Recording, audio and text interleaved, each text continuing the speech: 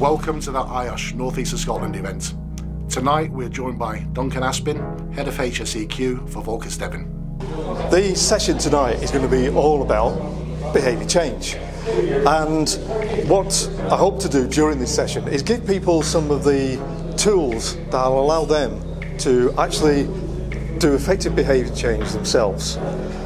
Now, the presentation is very much analysing behavioural safety and safety culture, and then looking at how that is different to behaviour change, and seeing that we can use some of the behaviour change tools that are actually available to really effectively look at how we can enhance safe behaviours on site.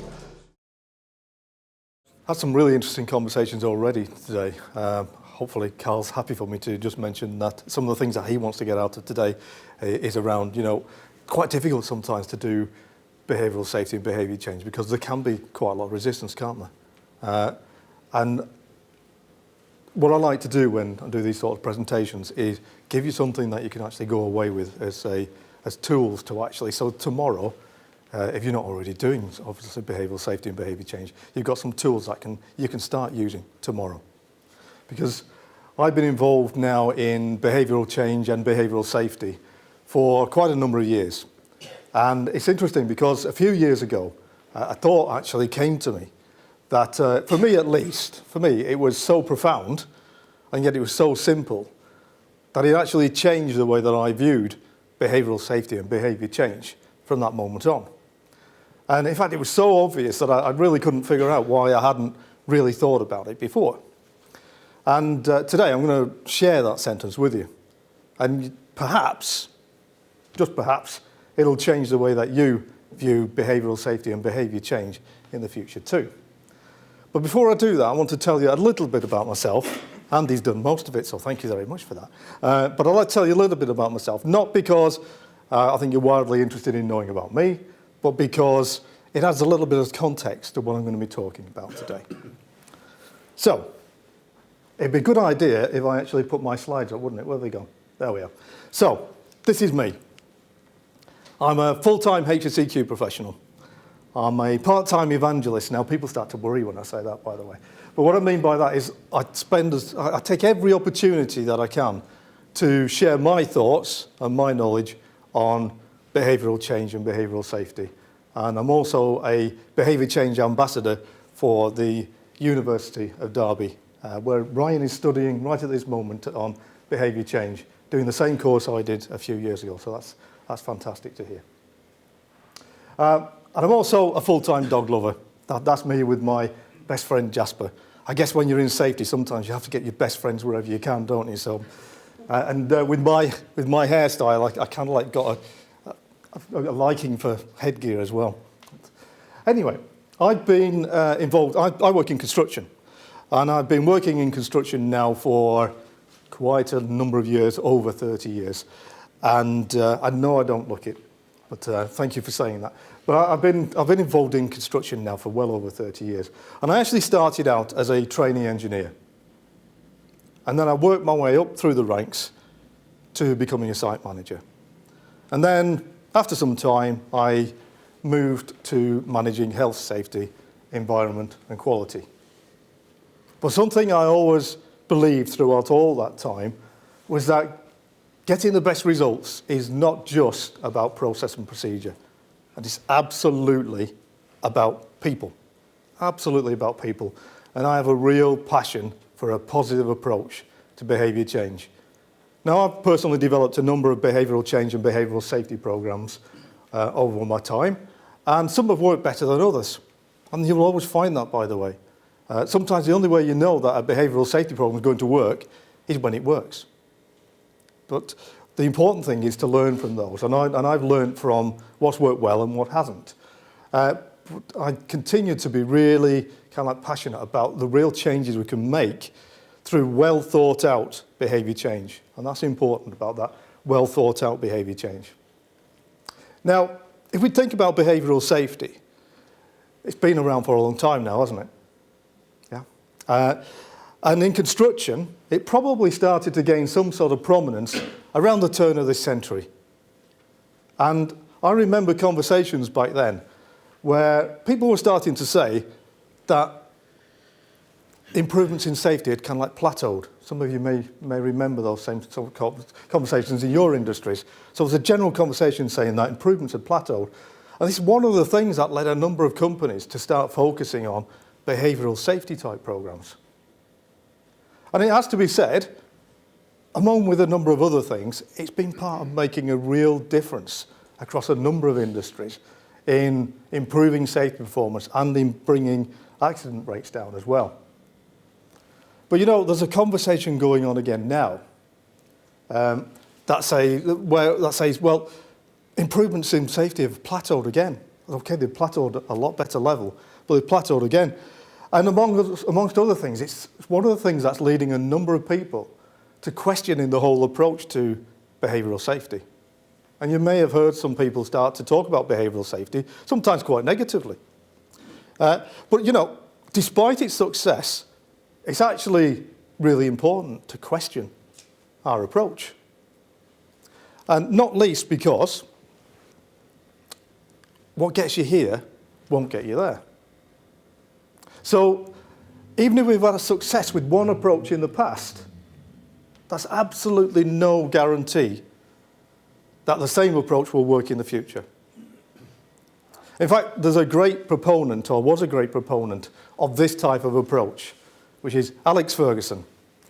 So even at the height of his most successful Manchester United teams, and perhaps you can remember back to the days when Manchester United was a successful team, and even at the height of his more successful Manchester United teams, you may recall he was always looking at making changes. And so he made some surprising decisions sometimes, or what seemed like surprising decisions, allowing players like Beckham, Ronaldo and Stam to leave the club. But at the same time, he always understood what the core strength of the team was all about, keeping players like Giggs, Keane and Scholes throughout. And when we think about behavioural safety, it's really important to always be evaluating the effectiveness of whatever programme we put in place, and always know when it's time to refresh and change. But at the same time, understand what the core strength of that particular approach is. Now, there's also another conversation that I hear a number of people say about behavioural safety. And that is that you shouldn't even think about putting a behavioural safety programme in place until the conditions are right in the organisation for it to work. And of course that has to be right, doesn't it? So to analyse this, we really need to understand a little bit more about what we mean about behavioural safety and safety culture. Because often these two terms are used to mean the same thing. But if we have a look at a model of safety culture, or culture in general, now there's absolutely loads of models, by the way, of safety culture. I particularly like this one for its simplicity, and I personally use this one quite a lot when dealing with behaviour change. Now, you can see here that safety culture is made up of 4 elements. It's made up of the environment, made up of language, behaviours, and beliefs. Now, when we talk about the environment, we mean both the physical environment, so that's things like plant, tools, equipment, the workplace around us, but also the non-physical environment, such as process and procedures. Even things like our IT support structures form part of the culture of the organisation. In fact, as more we drive our organisations into the digital approach, that's absolutely becoming part of the culture of our organisations.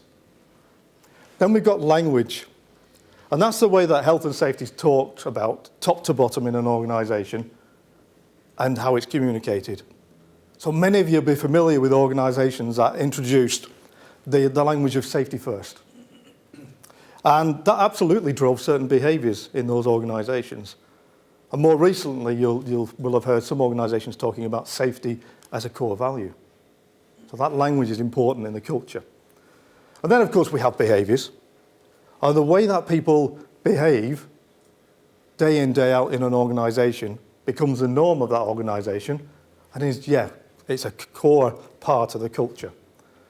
And then we have beliefs, finally. Now, beliefs is both individual beliefs, and individual beliefs are closely related to attitudes. And I'm going to come back to that a little later on. But there's also organisational beliefs. And organisational beliefs can be demonstrated by things such as safety policy statements, albeit I do wonder sometimes if anybody else reads safety policy statements apart from people like us who write them. But equally, and probably more importantly, things like key performance indicators. Because when an organisation sets a KPI, what it's actually saying, even if it doesn't mean to, what it's actually saying is that this is what we believe is important. So it's sending that message. But as we can see from this model, behaviours are only one element of the overall picture. And I think the model looks better in this way, where we see that the environment, the language and the beliefs actually influence behaviours. And when we look at it this way, we can see that the safety culture type of approaches are there to set the conditions in which behavioural safety programmes can work. In fact, if we consider that safety culture programmes tend to be a top-down leadership-led approach, and behavioural safety programmes tend to be a workforce bottom-up led approach, then it reinforces even further that if the leadership commitment isn't right, and if the conditions aren't set right, then ultimately behavioural safety programme is set to fail. However, I'd like to change the language a little bit now and talk more about behaviour change than safety culture and behavioural safety. So if we look at behaviour change actually encapsulates all of these elements, all the elements to do with the conditions and the behaviours. And behaviour change is very much about identifying the influences on behaviours and removing the barriers to change. It took me 3 years of study to figure out that one sentence. But that's what behaviour change basically is. And when we look at it this way, we can see that, and this is a really important message, behaviour change is not about manipulating people's behaviour. It's about creating the conditions in which the desired behaviours can actually occur. So as I say, behaviour change is looking at the whole picture together, both the behaviours and the conditions. And it can be summed up very well by a quote by Alan Cohen, which said, "Don't wait until conditions are perfect to begin, because because beginning makes conditions perfect." So behaviour change is about understanding the behaviours we want to change and looking at the conditions around them and working at this as a whole. So most of my talk from now on is going to be talking more about behaviour change rather than behavioural safety and safety culture. And before I take you to that, which for me was a profound sentence that changed the way I thought about behaviour change, I'd like to take you to a conversation that I had on a construction site a few years ago.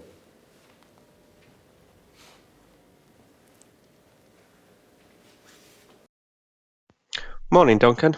Thanks for coming over. No problem, Bill. How can I help? Well, we are still having problems with safety, and the client is constantly on our backs, so we need to change behaviours on site. Now, this is a fairly common conversation, isn't it? We're having problems with behaviours on site, therefore we need to change behaviours. But I need to ask the project manager here a few more questions. Okay, so you say you want to change behaviours. Yes, that's right. That's great. I can help with that. What behaviours are you wanting to change? Sorry, but what do you mean? Well, you said you wanted to change behaviours, right? Yes, that's what I said. So I'm wondering what behaviours you specifically want to change. Well, we just want the guys on site to behave safely. Well, that's great, but what behaviours do you want them to do safely? Well, everything. We just want them to behave safely. Okay, by this stage, I think the project manager was getting really irritated with me. I'm thinking, why did I bother asking Duncan? He's just asking a load of questions again. But at this stage, it was important to try and help him a little bit. Okay, Bill, let me put it another way. You say the client is on your back. Yes, all the time. So what are they on your back about? Well, housekeeping, I guess. Yes, that's the main thing they go on about all the time. Personally, I think it's okay. They seem to want more. They're always stopping us working, and frankly, it's costing us a lot of time and money. We just can't seem to be able to get any better. So it's housekeeping then. Yes, that's it. Housekeeping. That's the behaviour we want to get right. Okay, so how many times have we heard that, by the way, that it's all about housekeeping? And so the behaviour we want to get right is housekeeping, but I need to upset the project manager a little bit more here before we can move forward. Okay, so it's housekeeping then. Yes. Well, actually, if we can get housekeeping to a good standard, then other things do tend to improve with it. But you know housekeeping isn't a behaviour. What? Housekeeping might be the issue, but we need to focus on the behaviours that are actually causing poor housekeeping. Then we can start to understand what's influencing those behaviours. Great. So what are they? I don't know, but I know who will. So we're going to come back to that conversation very soon and actually go through the steps of what we did. But interestingly enough, on this construction site, there was not one but two behavioural safety programs in place. And one was the client's behavioural safety program on what was a very large construction site. And the other was the contractor's behavioural safety program as well. And they both followed fairly similar approaches and followed fairly similar approaches to many behavioural safety programs. But they missed one fundamental point, which brings me to that profound sentence I was talking about at the start, which is quite simply this.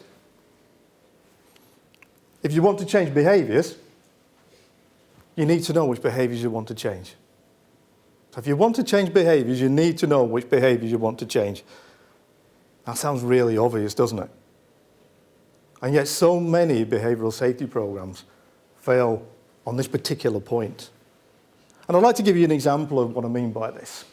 So if you went to the doctors and you said to the doctor that you weren't feeling very well, I don't think you'd be very pleased if they immediately wrote you out a prescription and said, take 2 of these tablets every day for the next month. You'll be fine. Because this approach fails to diagnose the problem in the first place, and also fails to check if the intervention, in this case the tablets, has actually worked. But I think if we all think about behavioural safety programs that we may have been involved in the past, how many times do we implement a behavioural safety program before we've actually analysed what the problems are in the first place? And I'm not talking about safety culture surveys here, by the way, that's something different. Actually understanding what the behavioural problems are. So what would we actually expect a good GP to do then? We might expect him to start by asking you a few questions to understand the problem from your point of view. And then they might ask a few more questions about the symptoms, maybe even do some tests. And then, and only then, might they write out a prescription and say, take 2 of these tablets every day for the next month, then come back and see me. Because what we're doing here is ensuring that we've actually diagnosed the problem properly, and also identifying whether the intervention, the tablets in this case, have actually worked. But there's too many behavioural safety programs that actually fail to understand the problem first and therefore fail to adapt that approach to actually suit the situation. In fact, there's a great behaviour change model that many behavioural safety programs follow, and I've followed this model in the past myself. It's called the Islergate model. Has anybody ever come across the Islergate model of behaviour change? No? Yeah, Ryan has. Yes. So I'm not going to let Ryan tell you what it is, although it might be good revision for him. It seemed like a good idea at the time. Yeah. How many times have we done that? It seemed like a good idea at the time. But what we actually want just as in the example of the good GP, is to identify the problem. And the best people, not only to identify the problem, but also to work on the most effective solutions, are those people actually doing the work. So what I'd like to do now is, I'd like to go back to the example of the housekeeping, which was a real example. And what you see in front of you now is the key stages to any behaviour change approach. And we followed these stages on that particular project. And something really important about this, you should go through these stages with the people that are doing the work. So, if you remember, that the project manager had an issue with housekeeping. So we actually got quite a large cross-section of the workforce. It was around 40 people that we involved in a little working group. And we started by saying, well, we know housekeeping is the issue, but what is the problem behind that that's causing that?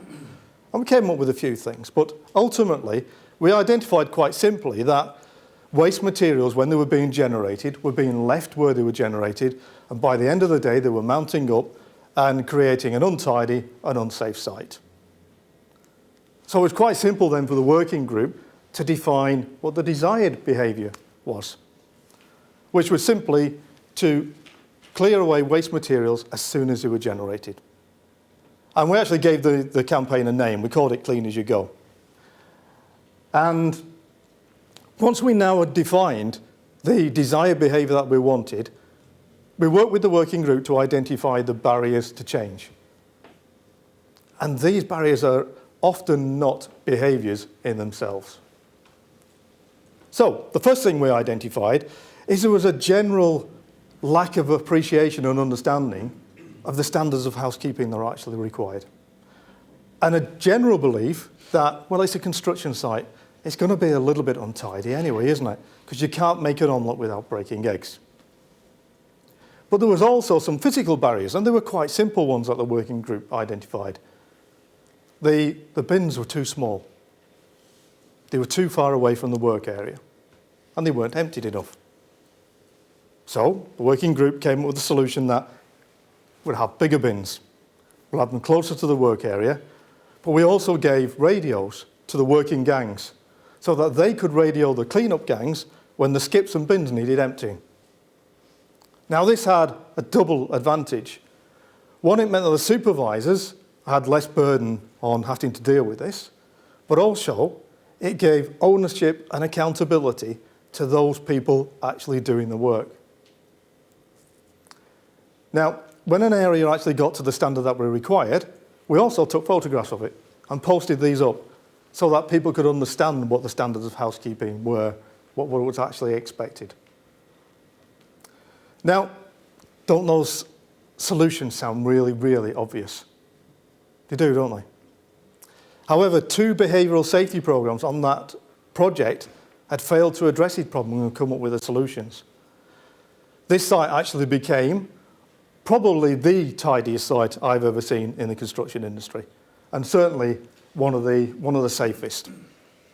And it's all around going through the relevant steps of the behaviour change and identifying the problem, identifying the desired behaviour, and understanding those barriers to change, but all with participation, real participation with those doing the work. Because it's a huge passion of mine that we should involve those people doing the work in every element of that work, in the planning of the work. I was actually pretty much born into construction.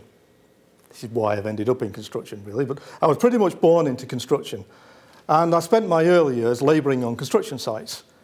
And that really gave me a deep respect and understanding for the people who are actually doing the work. So when I became a site manager, I continued to work with the people doing the work to actually plan how we were going to do it. And I found that my sites ran so much better for it, and people were happier and had a sense of ownership and accountability for what they were doing. In fact, when we talk about participation, IOSH have a number of publications on behavioural safety and behaviour change. And in one of those publications, they say that participation is critical in achieving effective behaviour change. And it absolutely is. In fact, I did a 12-month research study looking at the whole area of participation and how it actually changes behaviours. And I divided participation up into two elements: active participation and passive participation. And I found that in the construction industry, at least, the majority of behavioural safety programmes followed a fairly passive approach. So getting people to identify near misses or put observation cards in, having workforce consultation meetings, and even some of them putting up signs, "You said we did" signs, so the management could identify what they'd done about the issues that were raised by the workforce. Now, I'm not criticising any of these approaches. I've used them myself and still do. But what we've got to be careful of here is when we have this passive type of approach to participation, then the solutions and the ideas that people generate tend to be low-level, non-operational type of issues. You'll have seen them, PPE and welfare type issues. But what the research also found that is active participation really gets to the core of people identifying operational issues and solving those operational issues.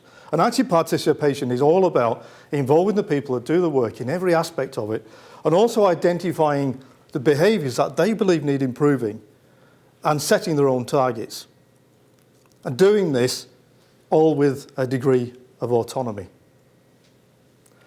But when we talk about autonomy, of course autonomy comes with a level of responsibility and accountability. And a lot of behavioural safety programs focus a lot on that personal responsibility element. And of course it should. It's important to do that. But I have a question on this. And it's quite simply, is personal accountability without any level of personal control actually acceptable? So is personal accountability without any level of personal control acceptable? And I'll give you an example of what I mean here. I worked with a foreman and then works manager for a number of years on construction sites. And he used to have two sayings that he used quite often. So when a member of his workforce would come up to him and make a suggestion or a comment, he would say, "Up here for thinking, down there for dancing. I'll do the thinking, you do the dancing." And another similar one that he had was, "I get paid from the neck up, you get paid from the neck down." Yeah, you've heard them. And yet, funnily enough, if there was ever a problem on his site, it was never his fault. But what I would say is, if you want to take total control, then don't blame somebody else when something goes wrong. You know, on construction sites and in your businesses, you may have 5 people in them, you may have 100 people, and you may have 200 people. You know, in construction traditionally, we have a handful of people making the decisions. And that's missing a huge opportunity to have 100 people, 200 people being part of the decision-making process and making our businesses more productive and safer. In fact, I was out with my brother-in-law one Friday night, and he owns 2 pubs in Yorkshire. Unfortunately, one of them flooded at the moment, but he owns 2 pubs in Yorkshire. And as I say, we were out one Friday night, and I said to him, "You know, you must have really good pub managers to be able to be out on one of the busiest nights of the week." And he said to me, "You know, Duncan, I don't actually have pub managers at all, because my staff know what they need to do, and they get on with doing it, and I trust them to do it." And that's quite powerful. Now, I'm not saying here that we don't need supervisors and managers, but one of the key things that supervisors and managers should be doing is creating the conditions in which active participation can actually work. So what are the benefits of active participation then? Well, the first and most obvious has got to be that you're utilising the people that do the work day in, day out, and know how to do it. Because frankly, there's no point people like me sitting behind a desk thinking that I've got all the answers, because I haven't. But the second one is, you get a reduced resistance to change when you involve people in directing and managing that change. Because you own what you help to create. And thirdly, people start to feel valued for the work they're doing when they start to see that their opinions actually matter. And they also start to make better decisions. So it's a really powerful thing to use active and real and active participation. Now, I'd just like to take you back. Remember the model of culture.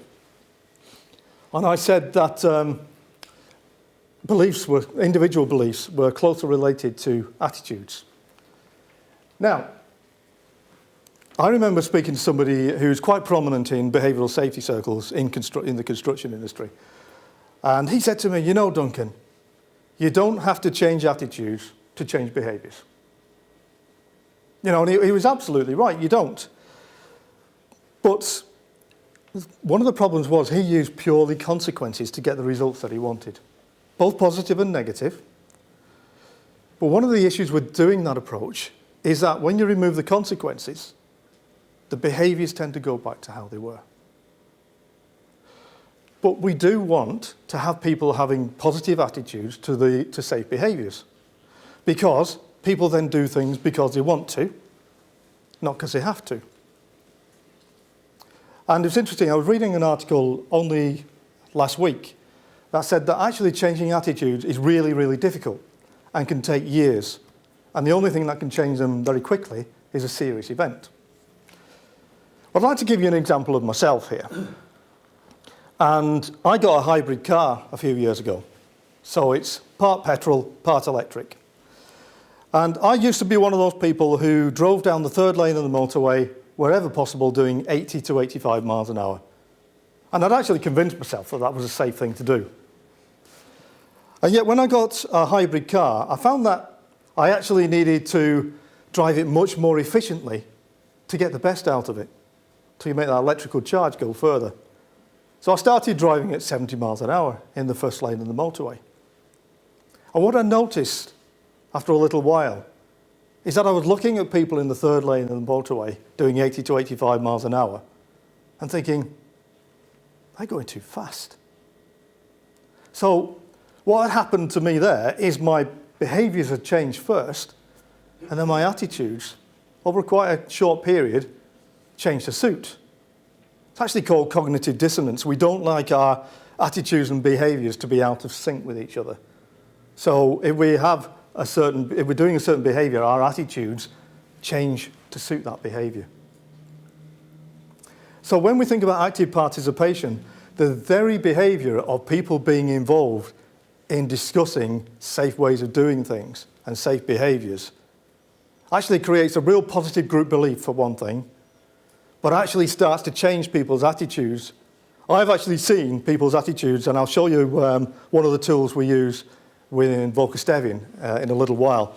But I've actually seen people's attitudes change over a half an hour period by being genuinely involved in discussing behaviours. So I've seen this approach work with me. I've seen it work so effectively with many, many people. So if active participation is so good and can make such a difference, then how do we actually achieve it? Well, there's some quite simple steps, really. You need management commitment and supervisor support, creating that environment that allows active participation to happen in a culture of trust.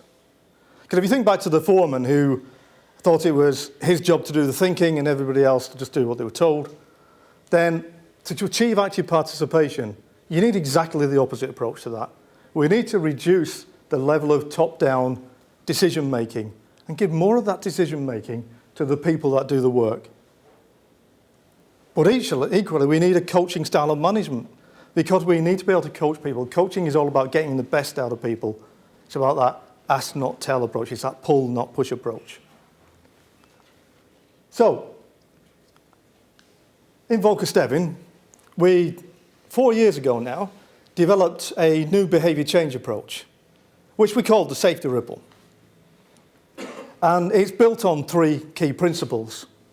The first is positivity, then inclusivity, and future-focused. Sometimes we say solution-focused, sometimes we say future-focused. They pretty much mean the same thing. And with the ethos of active participation, we actually got a cross-section of the workforce to help us design the program and how it was going to work. Now, there are some traditional elements to our behavioural change program. We have safety champions, as many behavioural safety programs do as well. But we have a number of tools which help and support a really active participative approach to the way we're working. And I could say that I can demonstrate that it's working because over the last 2 years we've had our lowest accident rates ever on record. But as we all know, accident rates can be quite reactive and are not a really good way of measuring whether something's working or not. But what I find as a really positive measure of the fact that this approach is working is what people say. So I went onto a site where a working ganger said to me, "You know, Duncan, this is actually the best site I've ever worked on." And I asked him what he meant by that. And he said, "Well, actually, I feel as though, you know, what I say and what I do actually matters. I feel involved. I feel part of something on this project." So he wasn't just talking about the general safety on the site. He was talking about the whole approach to active engagement. We've even had clients where we've used it on our projects that have then used it on projects that we had nothing to do with, which is great. And even we did a job on the Falklands. And the armed forces there have taken elements of our program and are using it for their approaches as well now. So it's those sort of things that, for me, measure the effectiveness of a program.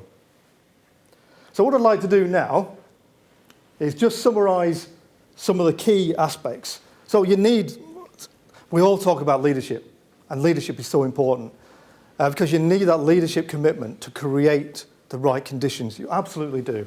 You need that coaching style of management, that pull, not push approach to get the best out of people. You absolutely need a clear knowledge of what it is that you're trying to change. And throughout it all, you need meaningful and active participation. So what I'd like to do now is go through a practical example. And again, it's a real example, but I'd like to take you through the steps of a behaviour change approach. And to do that, I'm going to introduce the project manager again, who's actually going to tell you about a particular problem we had on a site himself. It's Bill, who's here. He's, as every project manager, always on his phone. So, hello, Bill. Hi. Could I order a large pizza, please? Yeah, a deep pan with pepperoni. Oh, and could I get extra anchovies with that as well, please? 2 o'clock? Yeah, that'll be fine.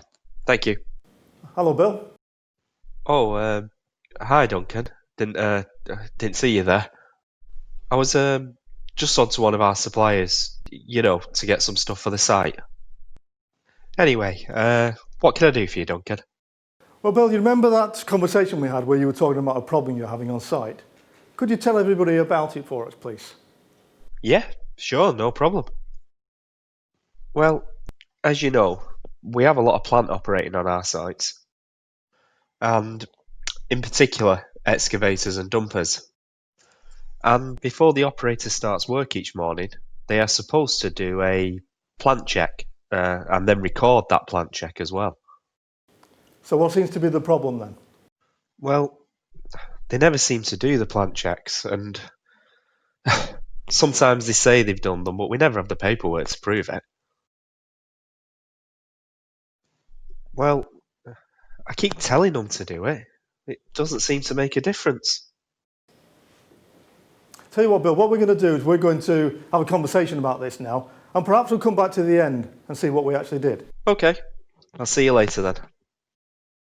So one thing you'll identify there is that conversation that he said, I keep telling them about it, but it doesn't seem to make any difference. Now, whatever business you're in, this is a fairly typical type of example. Plant checks, equipment checks need to be done before we start the work, and the results need to be recorded. And on this site, and it's a fairly common issue on construction sites, they're either not being done or they're not being recorded or not being recorded properly. But as Bill, the project manager, said there, I keep telling them to do it, but it doesn't seem to make any difference. Well, a question I ask of people that say that to me is, how many times have you told them? 4 or 5? Yeah, probably. Well, at what stage do you think that telling them again is going to make any difference? Because the reason it doesn't make any difference is because we've failed to understand what the issues are behind this behaviour actually happening. Unless we change those issues, unless we change those conditions, the behaviour will keep happening. So, remember back to those steps that we talked about earlier of a behaviour change approach. Well, we did this with the plant operators on that site. So remember again, it's important to work with those doing the work to get the most effective results. So we did this. We started by identifying the problem in behavioural terms, which is really important. And the working group came up with this. Operators are starting work on site before inspecting the equipment and recording the results. Now, when you're defining a behaviour, you look at the what, when, where, who, and how. Because the more you define the problem behaviour, the more you can start to come up with what the desired behaviour you actually want is, which is what we did next. So now we understood that, we were able to work with the plant operators to say, right, well, what is it that we want to achieve? And we use a what, where, when, why, and how and what approach again. And this may seem quite lengthy, but what they identified was that operators carry out plant checks and complete inspection forms in the plant yard each morning after the morning briefing before starting work. Now, the reason why it's important to define it as clearly as you can, because it could be any element within that desired behaviour where there's actually a problem stopping it happening. So it could be something to do with the plant checks themselves. It could be something to do with completing the inspection form. Or it could be something to do with the plant yard and where they're doing it. Or it could be something to do with when they're doing it. So by identifying in as much detail as you can, then it helps us to start to identify the barriers to change. So that's the next thing we did with the plant operators. But at this stage, I'd like to introduce you to a really, really effective tool that I use on a daily basis. And Ryan, you use it on a daily basis too. Yeah. It's a really, really effective tool. Now, it's called the Behaviour Change Wheel. There's a book on the Behaviour Change Wheel written by Susan Mitchie and some of her colleagues. And I would highly recommend getting this book, by the way, because it'll take you through stages of any behaviour change approach that you want to do. Now, the Behaviour Change Wheel is broken up into 3 elements. The first is the sources of behaviour that you can see there, which are the capability, opportunity, and motivation. And I'm going to come back to that part of the wheel in a minute. The next bit is the intervention functions. And there are 9 intervention functions. And they are categories of interventions that we could carry out. And behind those categories are 93 what they call behaviour change techniques, 93 different ways of influencing people's behaviour, depending on what we've identified as a source of behaviour in the first place. And then finally, some behaviour change that you do will be quick things that you do on site. Some behaviour change might be something you're doing as an organisational thing. And you might need to write policy procedure. You might need to do some effective communications around this. And again, the behaviour change wheel takes you through that process, depending on what sources of behaviour you've got and what interventions you've come up with. It's a really, really effective tool. Now, if we just look at the centre of the wheel, it's actually called the COM-B model, which is capability, opportunity, motivation, lead to a specific behaviour happening. And even though there are the other elements of the wheel, quite often, just working with this part of the model can give you very effective behaviour change. And I'm going to take you through it. So as you can see, it's broken up into 3 elements there. And then first we look at the capability side of things. Capability is looking at the individual or the group of individuals. And it's looking at, as it says there, the psychological capability and the physical capability. Now, the physical capability is quite easy to understand. You know, if something's heavy and you can't lift it, that's a physical barrier to being able to carry something out. So that's the physical ability side of things. But the psychological ability is around things such as the knowledge, the experience, the understanding of a particular operation.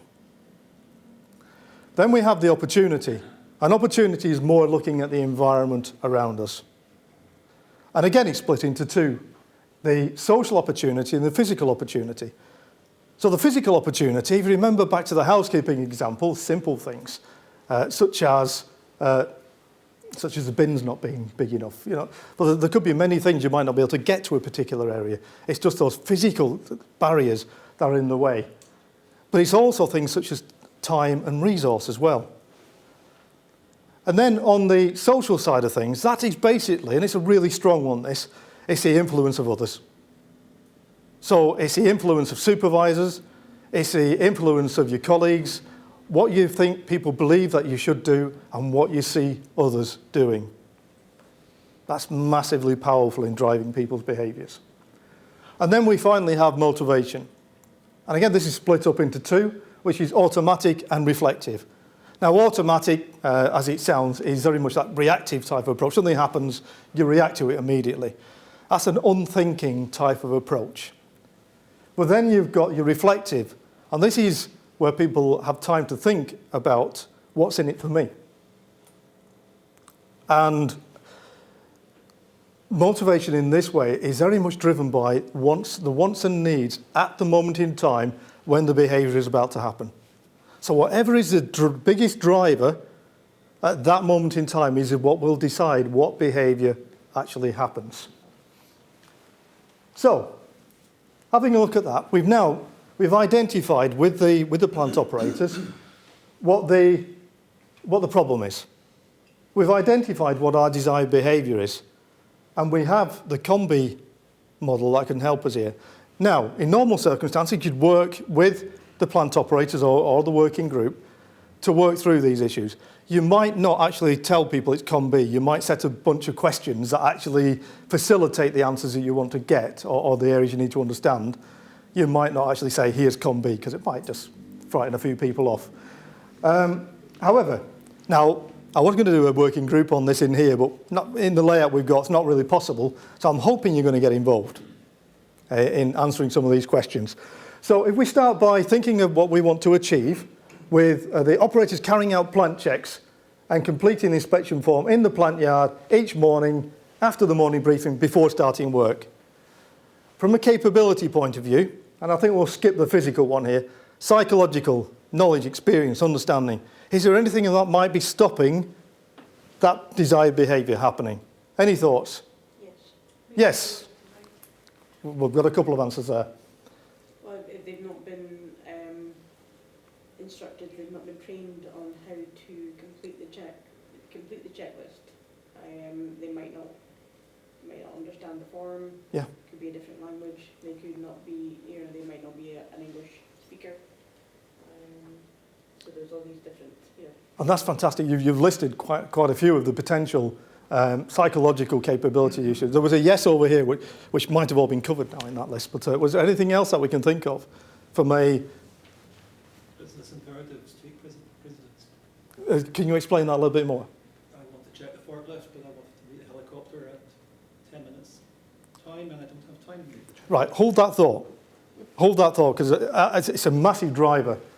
I'm suspecting it's going to be in here, in motivation. But please hold that thought, and we'll absolutely come back to that. So there's a lot of things in that list then, wasn't there, about do people know how to do the plant checks? Is it in the right language? Do they know how to read and write? All those sort of things are going to be barriers. Yes, Andy, have you got one there? About habits, people's habits. Okay, you're going up. Yeah. It's been that way for so long. It's an automatic driver that they start work. Now, habits is a really interesting area.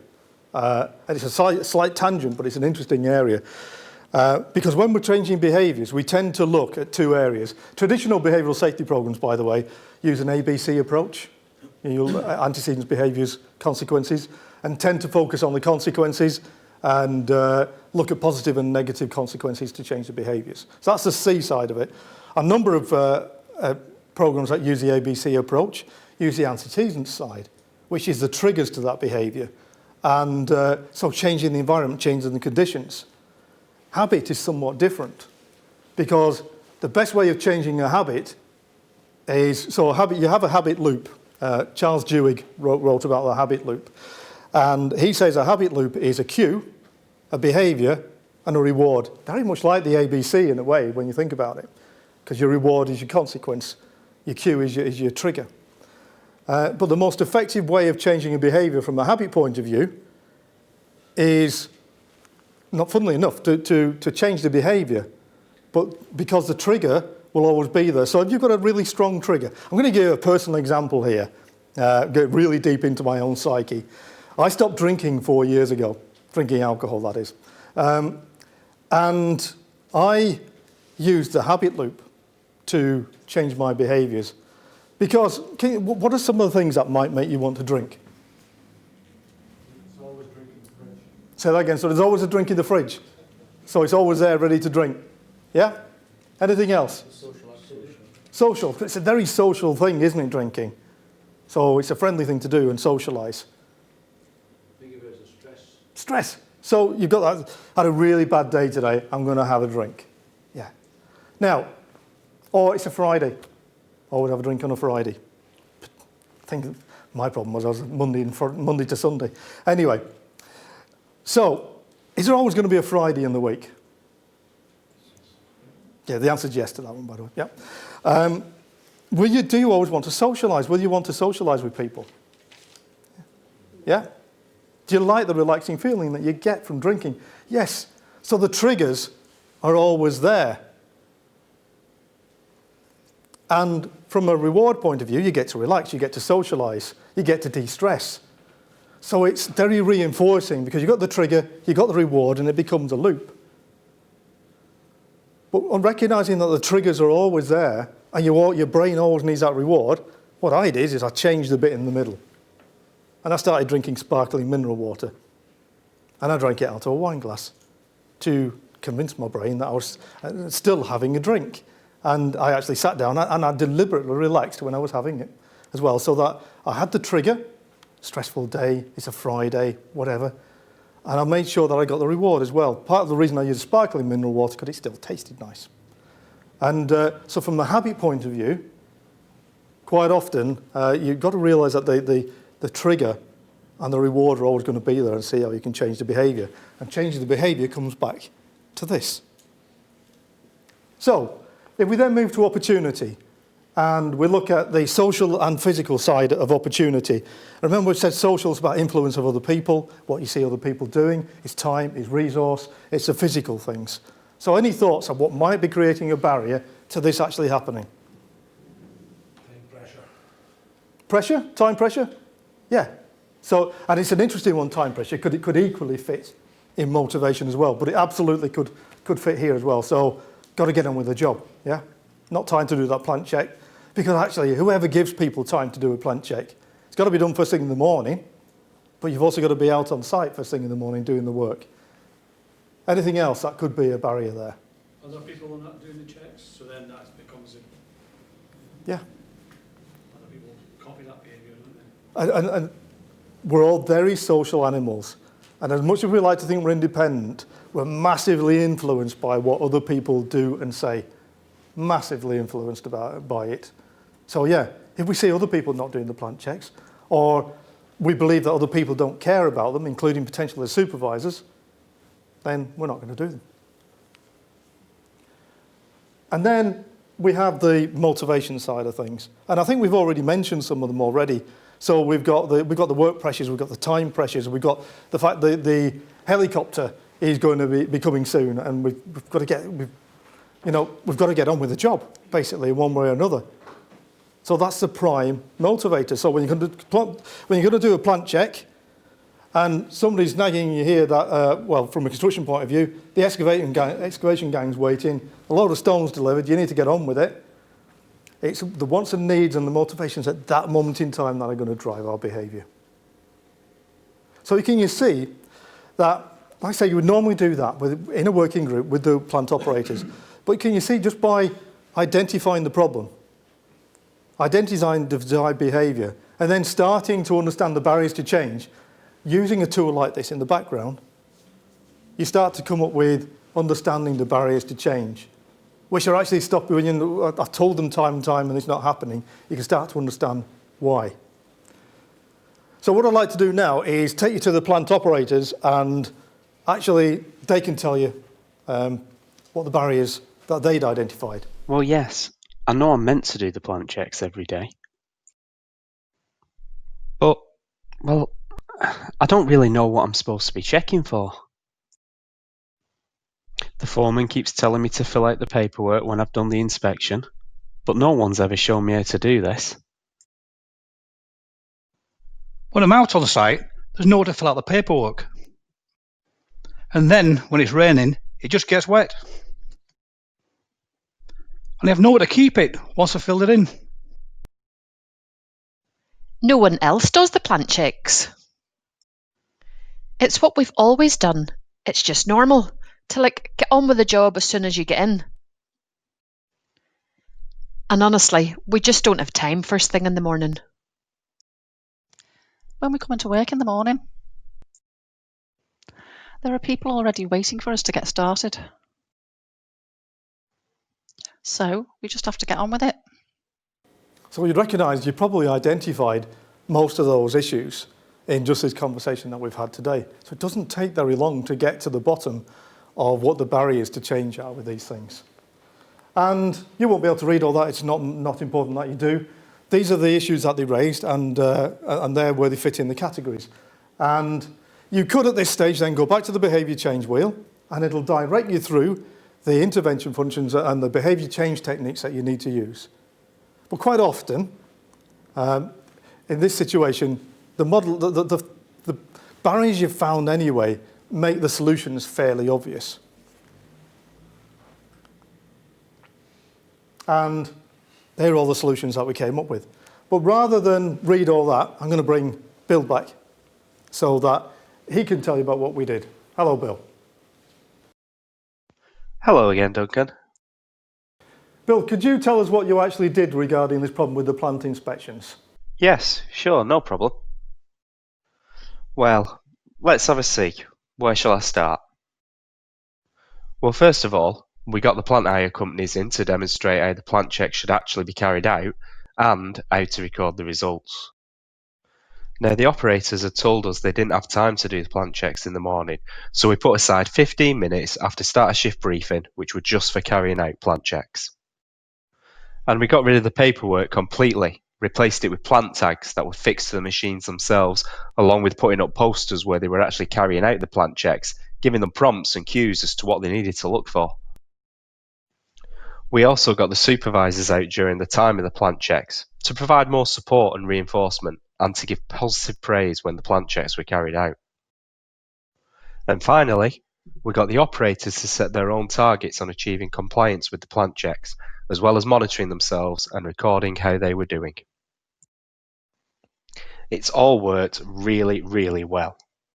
Well, thanks, Bill. Thanks for coming back and explaining that to us. No problem, Duncan. Anyway, the pizza's here now, so see you later. And Bill's actually got an even stronger Lancashire accent than I have as well, as you can tell there.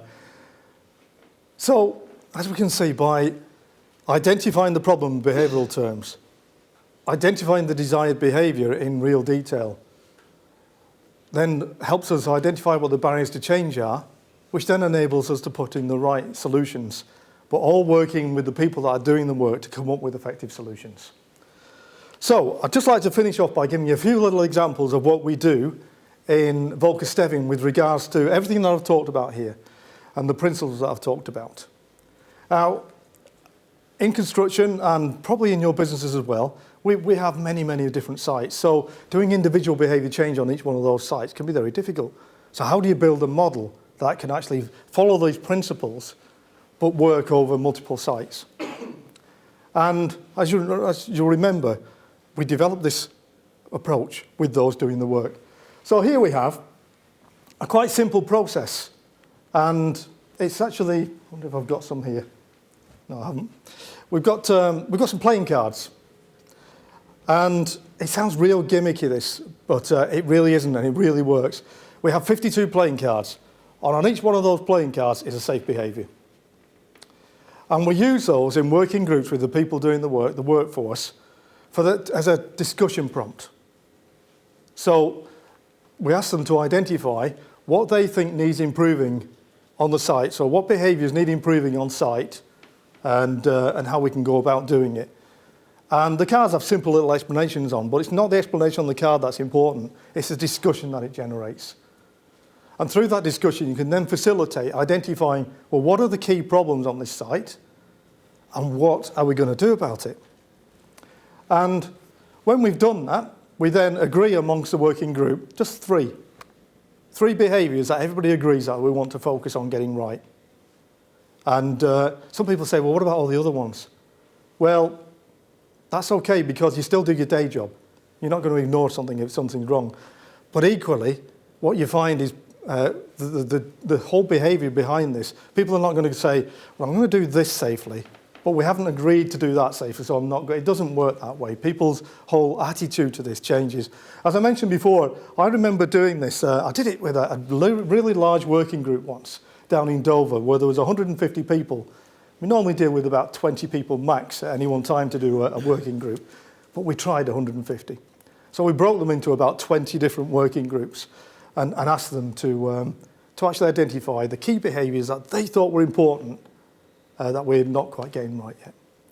And one group came up to me and said, well, I only asked them to choose one card, and I hope that they'd come up with some similar ones. And one group came up to me and said, well, we've chosen one card, but we actually think they're all really important. Now, can you imagine if instead I'd gone into that with 150 people there and said, right, I'm going to go through these 52 behaviours and tell you why they're important. Do you think people would have bought into that?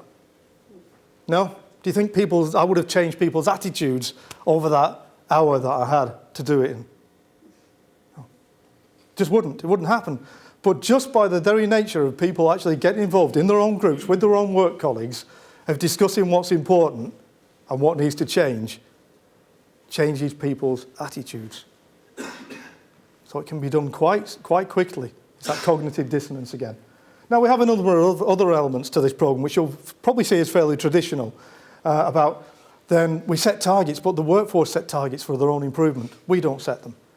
And then we do some monitoring, and we do some observation, and we do some feedback.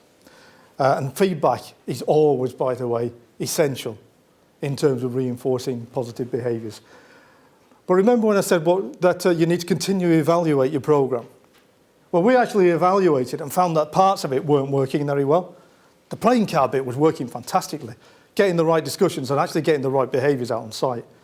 But what wasn't working so well was the observation monitoring side of things, because we had a board that when we'd identified the three key behaviours, we put them up on a board. We identified what the desired behaviour was, i.e. what did the workforce come up with, what they thought it should be, and we set targets. We had a good old tick list for supervisors to go out there and observe it was happening. And then we plotted a graph. That bit wasn't working very well at all, not surprisingly. And we had to make it work for the environment on the construction site. So we got rid of those three and created this one. And it changed the whole way that we did things. So on here, you've got the cards there identifying the key behaviours. You've got the words there, they've actually pinned them up on here, describing in quite a lot of detail what the desired behaviour is.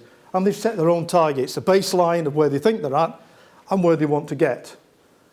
And what they do now is they identify on a daily basis through a discussion, how do you think we're doing?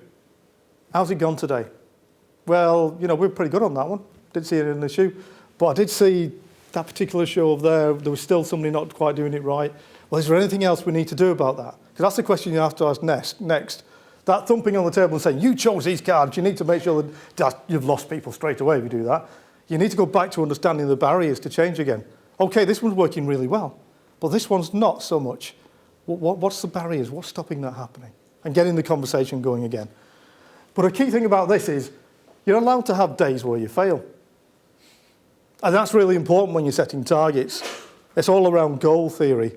And one thing about goal theory, when you're setting goals, there should be two things. Challenging, but achievable. Because if they're not challenging, why bother? If they're not achievable, why bother again? So you're allowed to have days that you fail. And if you're failing 1 or 2 days, or not doing your best 1 or 2 days in a whole month, that's not bad, is it? If you're identifying this as being a key area before. And what we do is once we've reached the targets, we choose new behaviours. If we don't reach the targets, we carry on. So this isn't a monthly exercise. This continues until everybody's happy that we've embedded the behaviours to where they need to be. So, what I'd like to finish off with now is just, we've changed again the way we actually did the training recently. Last year, because we brought people into offices to do the training. Well, we changed that. It worked for a long time, but then we needed to get out to site and get everybody involved at the same time in the training. So we developed site launches. And these are just some of the things we did. 2019 has been another fantastic year for Safety Ripple, and we would like to share a quick overview with you to celebrate some of our successes. Last year we introduced a new approach to Safety Ripple training, which was rolled out on our live sites. This has helped us to engage the site teams and allow Safety Ripple to become more widely understood. This on-site training has received great feedback so far from all involved. A new framework called the 7 Elements of Safety Ripple was also introduced, which is a simple way to describe and apply the elements of Safety Ripple, providing a clear toolkit for how to engage everyone in the Safety Ripple ethos. With those 7 elements in mind, we introduced Safety Ripple clinics across 10 of our sites. Each clinic was a one-day event that involved discussion about how these elements can be applied on-site. Later in the year, we embarked on a series of Safety Ripple launch events involving hundreds of our employees, as well as supply chain operatives and management across sites such as Thanks, Moray Firth, Hornsey 2, Victory Jetty, Glenmallan and Volkerbrooks. All of these sessions have really helped to make Safety Ripple such a huge success in 2019, ensuring that those who do the work were as involved as possible. Throughout the year, we focused on engaging and including our supply chain in the Safety Ripple programme. We included a Safety Ripple talk at the HSEQ Expo, offered free places on our Safety Ripple training sessions, as well as including supply chain partners in all of our on-site Safety Ripple events. Safety Champion Forums continued in 2019, taking place once a quarter in both the North and the South. The forums continue to create a platform for our safety champions to share all the fantastic work they've been doing on site, and at the same time provide skills and awareness training on key topics. Our safety champions have been instrumental in providing input to develop solutions to some of our key issues, including the new Safety Ripple introduction poster, online inductions, as well as the new design of how we record play it safe improvement topics on site. The new approach uses a traffic light system to measure progress, and early trials have suggested it is a much more user-friendly system. Last year also saw the launch of the VolkerStevin Safety Ripple Awards, a celebration across the business to highlight the individuals and teams who go the extra mile to help us embed Safety Ripple into everything we do. As part of the awards, the senior management team visited sites to witness some of the great initiatives taking place. Finally, we ended the year on a great note by winning the Health, Safety and Wellbeing Initiative of the Year award in the Construction News Talent Awards. The award was presented to VolkerStevin for demonstrating how Safety Ripple has improved staff health, safety and well-being and created a positive workplace environment by putting our people at the heart of decision-making. A great achievement for us all. Thank you to everyone who's contributed to this success over 2019. We look forward to seeing what 2020 has in store for Safety Ripple. And our safety champions are absolutely key to the developing where we go next. We meet every quarter, and those meetings are all about what's working, what isn't working, what we need to do differently. And it said on there, they designed that new board, that new approach, which is working so effectively. You know, and we'll really know that we've got it right in our organisation when instead of having those you said we did boards up on our site, we have you said, you did. Thank you. Thank you very much.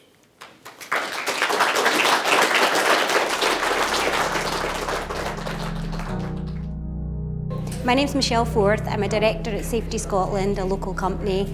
Had a great evening this evening. The event was fantastic. The topic's very important, very topical within construction in particular, and the speaker done a really good job. In the industry we work in, it's good to share our thoughts and learn from people like Duncan. We've got a vast amount of experience, so coming down to one of these events is definitely you can go away with a lot of additional knowledge.